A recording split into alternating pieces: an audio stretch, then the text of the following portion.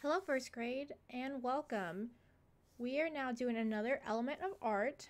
This time we're going to talk about the element of form. Okay, form is a three-dimensional figure.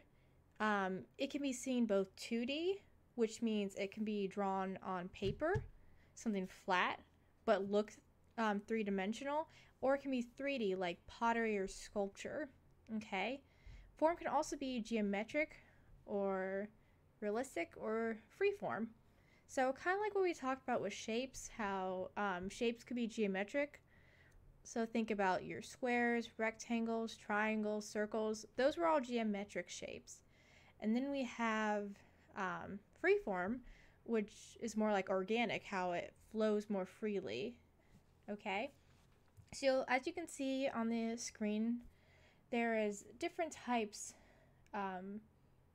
of geometric forms. Okay, so here we have rectangular prism. Okay, now just looking at that name, you might already figure out what this form is based off, what shape it's based off of.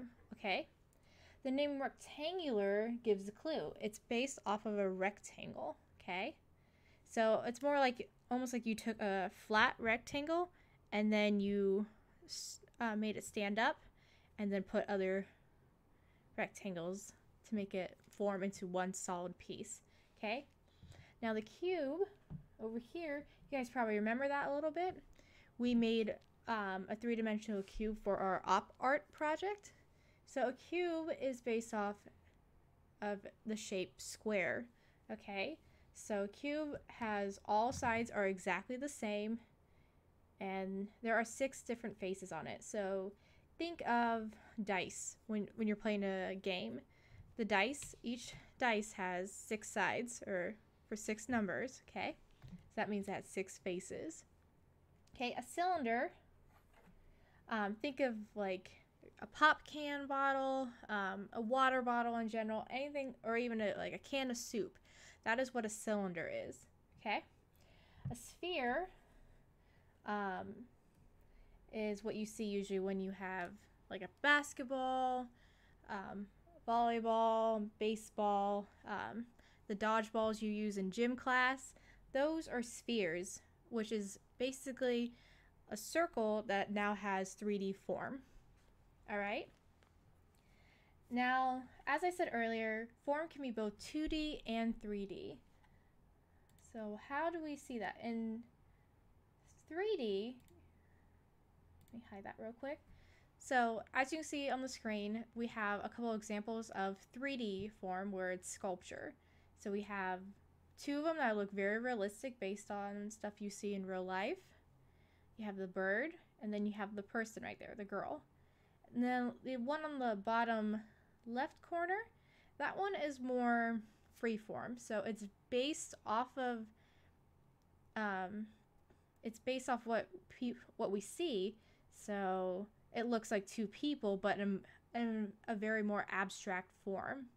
Okay, because obviously people don't look like that, but it is loosely based off what people look like to give it more of a free flowing feel to it. Okay, now you may not know this, but you actually see a lot of 3D now in movies that we watch. So Disney lately has been doing a lot of what we call 3D animation. So it's basically making a movie using 3D models. So like we'd seen with the sculpture pieces right here, think of those but in a computer almost. Okay, so movies like we have Toothless right here from How to Train Your Dragon. This was a 3D movie because these were all 3D based models. Okay, now again, so this one at the top was your 3D movie. Okay,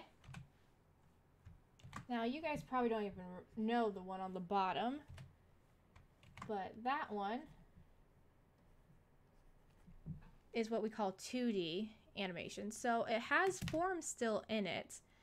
See the characters, how they still look realistic and believable, but it's done on a more flat surface, drawing on paper and just using hundreds and hundreds of pieces of paper to make a single motion of a character. All right.